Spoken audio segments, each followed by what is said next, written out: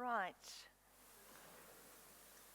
It is now 3:30 in Stockholm, and if you are joining us online, welcome back. Welcome back to all of you who have taken your seats now.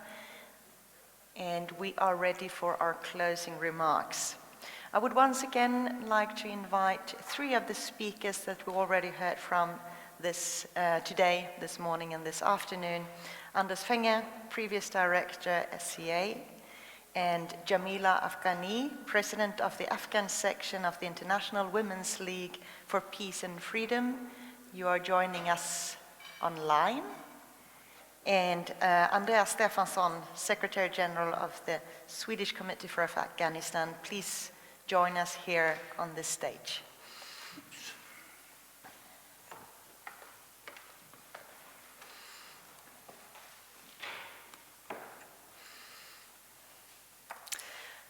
From what we have heard throughout the day and what we've learned, I would like you to make some conclusions, some reflections, but after all, I also want to wrap it up, and we'll come back to our overarching theme for this conference: what future awaits Afghanistan?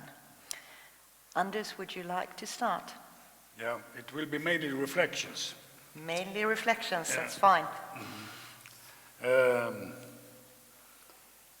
I don't want to go into any kind of polemics with Ulrika and Karin, who spoke here in the session before. But I think of course it is very good to hear strong expressions of willingness to assist the Afghan people, and that money is coming together, the UN Trust Fund and all these things, and so that gives some hopes and so on. But at the same time, I think it's a little bit disconnected from, say, reality on the ground. It has been said before that the UN and NGOs in Afghanistan, even if they were at their full capacity, and if they doubled that capacity, they will not be able to fill the vacuum after the stopped development assistance. It's easy to look at the money.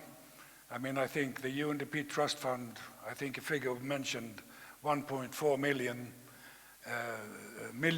billion dollars, while I think the average development assistance during later years to Afghanistan annually was about 8 billion. So it was about almost 7 times bigger. And now the problem is also that the UN and NGOs, they are weakened. And they are weakened because a lot of their local staff and a lot of senior, important local staff has left on the evacuation train. So there are big holes in the organizational capacity of both the UN, different UN agencies and NGOs. And this has to be rebuilt, and you don't rebuild organizational capacity in a month. It usually takes a year or two or something like that. So okay, one has to deal with that and do what is possible.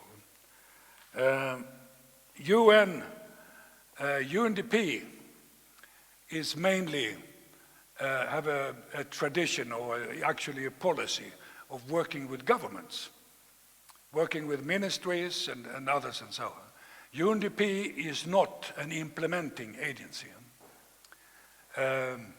So that's a matter I suppose they have to solve somehow, when UNDP obviously will go into more of implementation and so on.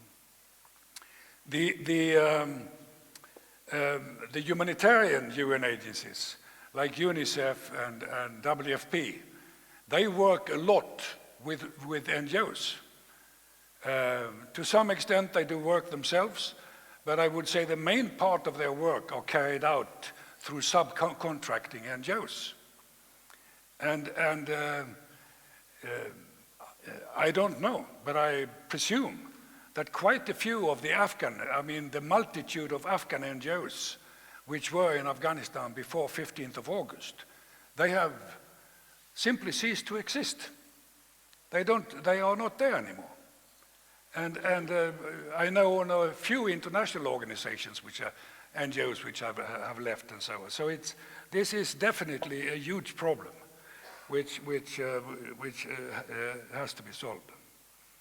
Then to what Terje from the Norwegian committee was repeatedly said, and what he was saying. He said that we have to get the banks functioning.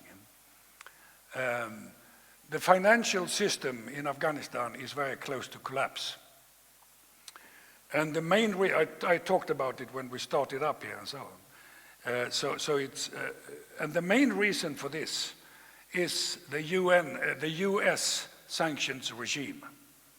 The UN also has a sanctions regime where they have put up several Taliban leaders, and so they are on the UN sanctions regime.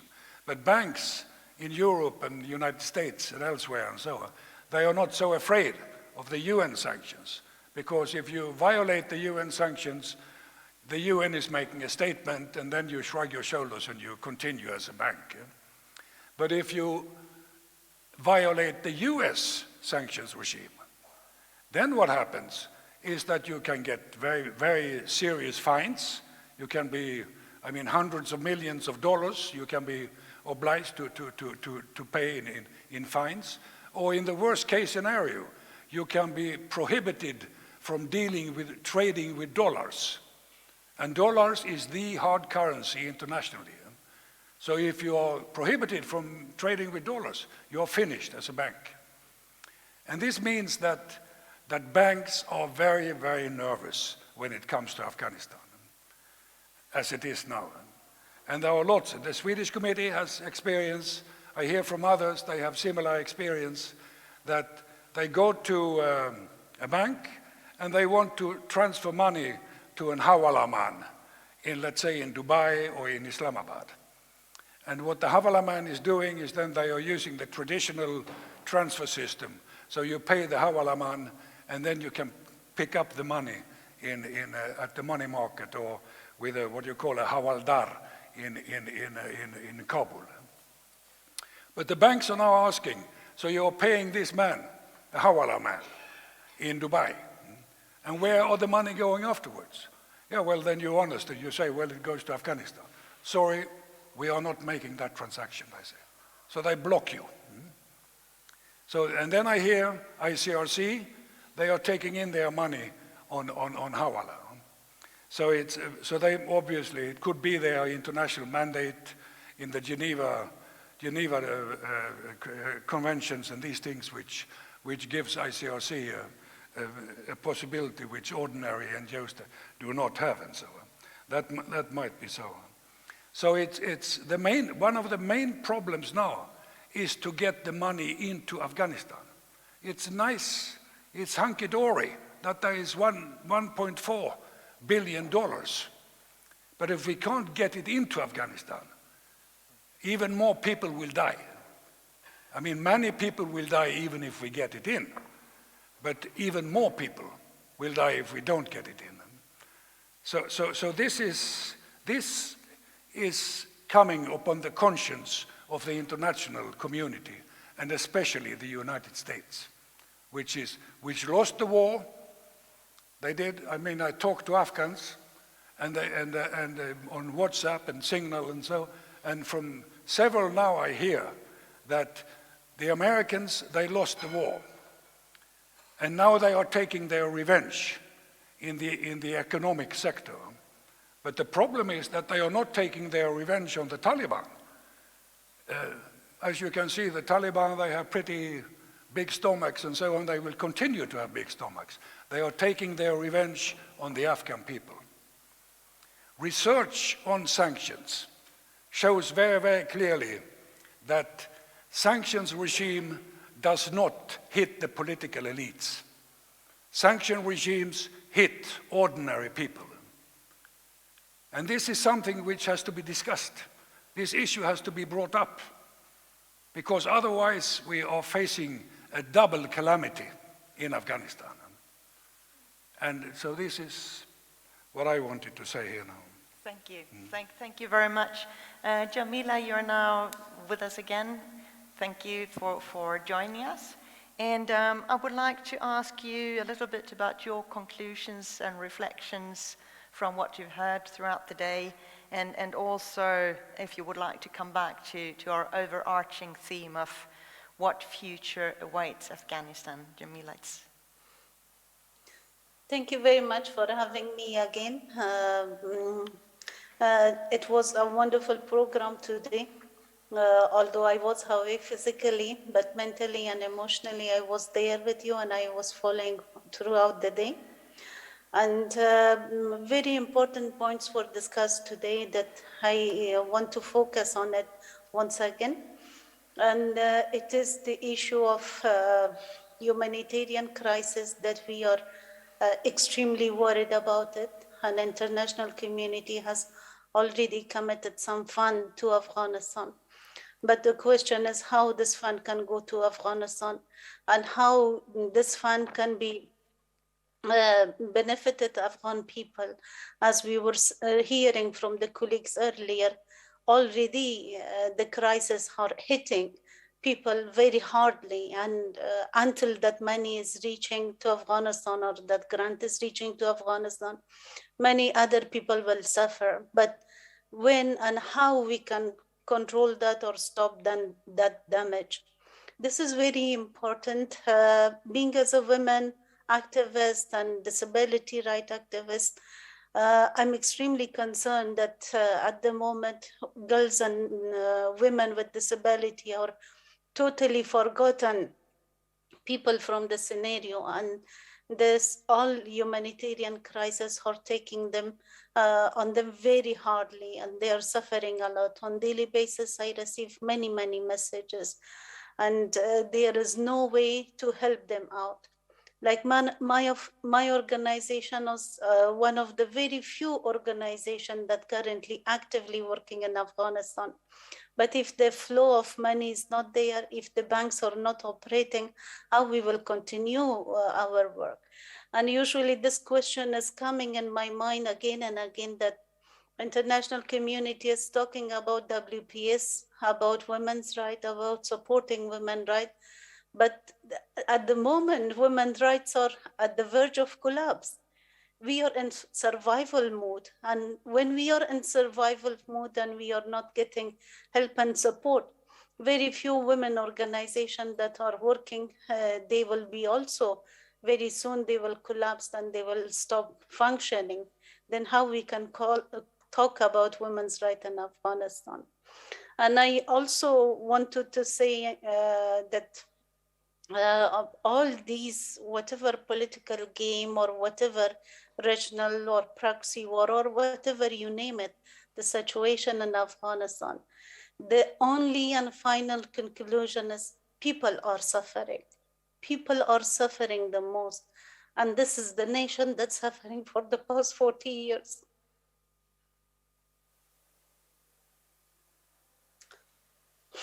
How wrong policy of USA and NATO has brought our life in such a situation. I was a person that's supporting many people back at my country. I'm here as a hopeless and helpless person in this corner of the world. And many of my sisters are there who are in need of help and support. We need to think very strategically and very seriously. We have to put the slogans into action, and we really have to come together and to support and show what we are talking that in practice. And we are trying to build up that bridge between sisters in Afghanistan and sisters who are at the moment in exile, that they should be in a position to raise the voices of Afghan people, especially Afghan women and girls, to the world. And we are telling you that nobody can cheat us anymore. People of Afghanistan are changed. Women of Afghanistan are changed. We are not the women and girls of 20 years back. Nobody can cheat us, whether it is Talib, whether it's US or NATO, or whether it is anybody. Nobody can cheat us. Please, don't play with our rights politically. We are human beings, and we really deserve the basic human needs. Why you are depriving people of Afghanistan from that very basic need, which is food? For God's sake, it's too much on us. It's too much on my people. It's too much. Forced marriage, child marriage, domestic violence, everything is increasing with all this situation. We are not helping women of Afghanistan. We are creating more harder, more difficulty for people of Afghanistan. And I think this funding can be used as a leverage tool on Taliban. Taliban should be under a proper check and balance. They should not be like former government that everybody blind their eyes from their corruption. Nobody said anything to them, but vast corruption they were committing. But there should be proper check and balance on Taliban. Any kind of funding, it must be, but must have a portion for women. Not a portion, but half of it for women. And it should go through women organization and women groups. And Taliban should change their mindset because they are facing a new Afghanistan, a change Afghanistan, a changed nation. We are in no position to go back. All the world has to listen to us. For the past 20 years, we were implementing what international community was saying. But now is our turn. We have to say, and you have to hear. And you have to support us to reduce this damage, which is already in the process of going on. I hope my words cannot be considered that I'm pro-Taliban or sympathizer of Taliban, ever, never. But I'm sympathizer of my people, my country.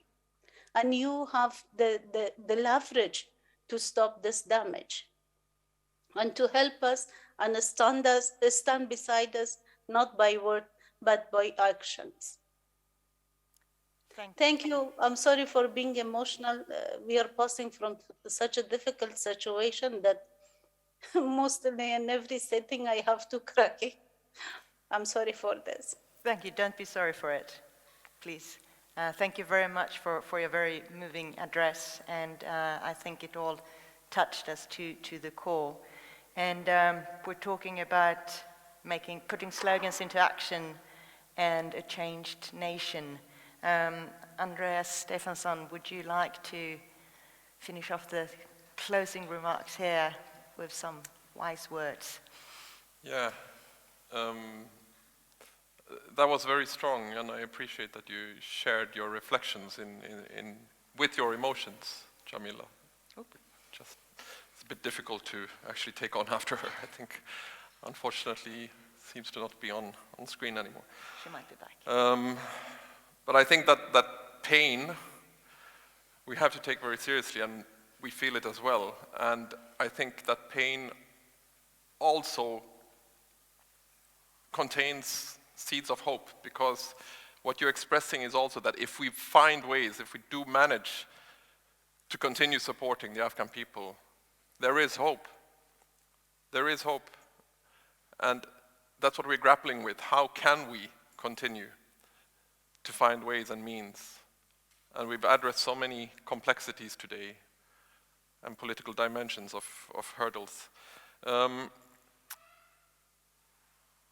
We've looked at we tried to take stock of what has happened basically over the last 3 months since the Taliban takeover. And I want to pinpoint 3 change areas. So again, Afghanistan has changed, women have changed. We concluded, of course, also that there's peace and stability, which is a big change, relative stability for a while at least, after the last few months. But Afghanistan fundamentally has changed. People have changed, women have changed. Better equipped, better knowledged, better organized. Somebody mentioned earlier today even democratization of media. People have more access and can convey, like you're doing now from Afghanistan. People from all over the country in Afghanistan are conveying what's happening and expressing their pain and their hope and their wishes. And I think that change actually gives us hope because there is a possibility for pressure from within.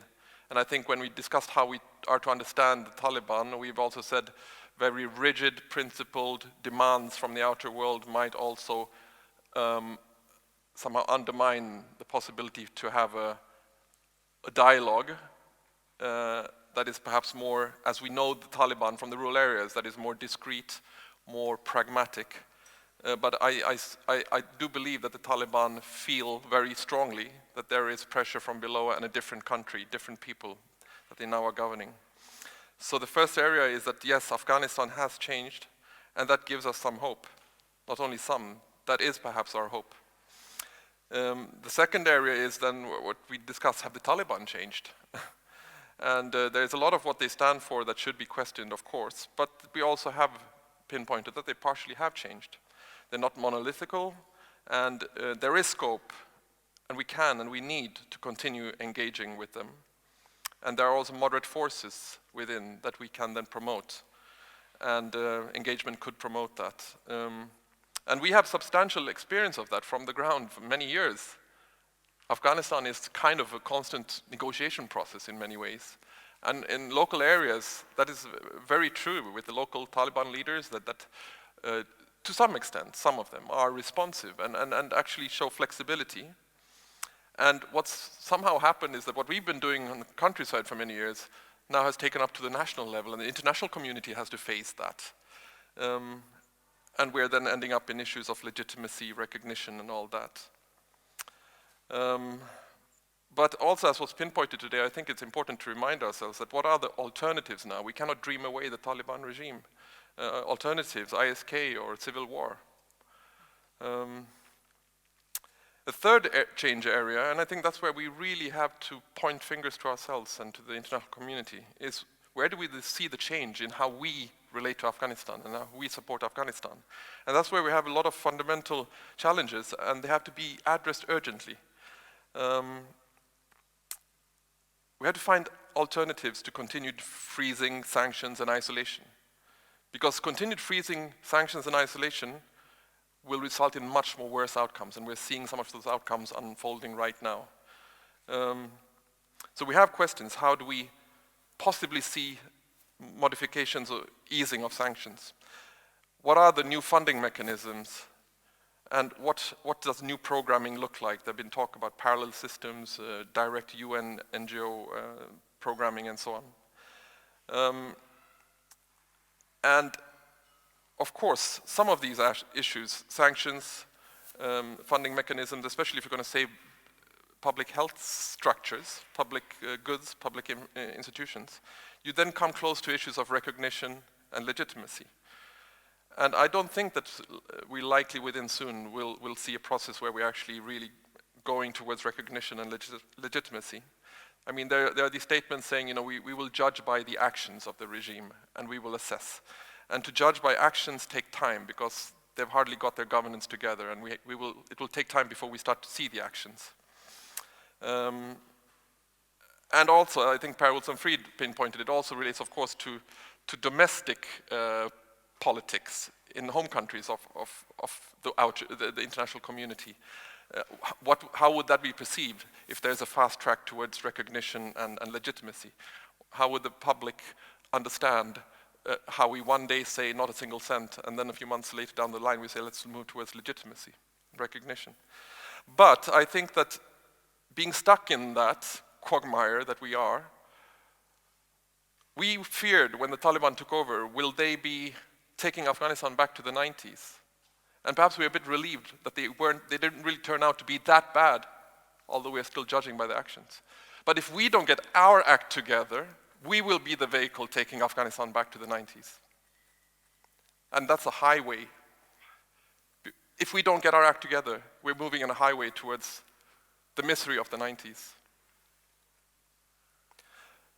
So what future awaits? I think time is running out, and there are fundamental questions that need to be addressed. And I share what has been said earlier today. There's such a strong sense of urgency and putting words into action. And we're seeing the collapse right now. We're seeing winter approaching. We're seeing starvation and suffering. And if I was to try to do a kind of realistic or sober assessment, I think within the next few months, up to 6-12 months, it's a matter of trying to alleviate and lessen the magnitude of the crisis, of the disaster. And one very urgent burning issue, as you also pointed out, is a banking cash issue. And if that relates to a sanctions regime that requires political processing, perhaps for years, there have to be alternatives. Where they are, I wish we had a session just about that. But somebody told me that would become too technical, people online would log out. But there are, and I don't know, I don't have insights to these mechanisms myself, but there are experiences from elsewhere in the world where perhaps UN banks, shadow banks, sometimes people call them, other mechanisms that have been put in place to enable cash in very complex contexts.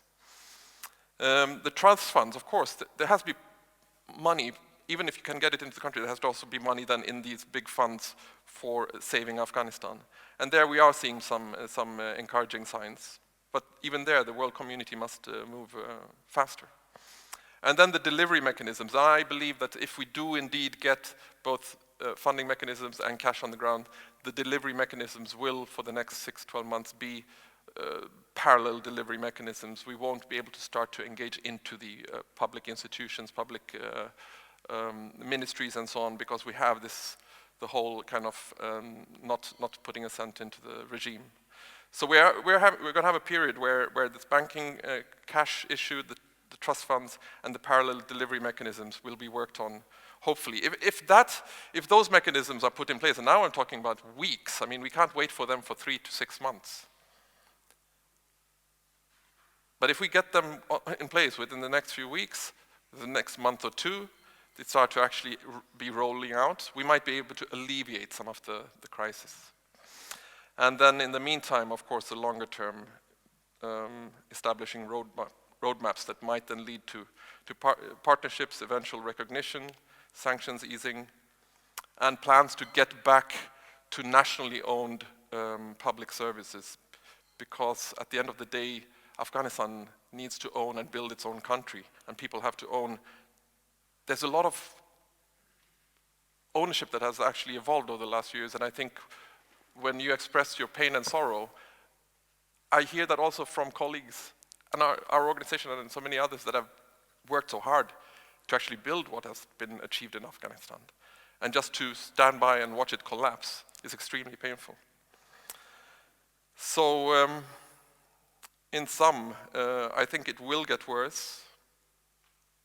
I really, really hope that we can alleviate that worsening, lessen it, and then, in the meantime, work on how we get it back on track.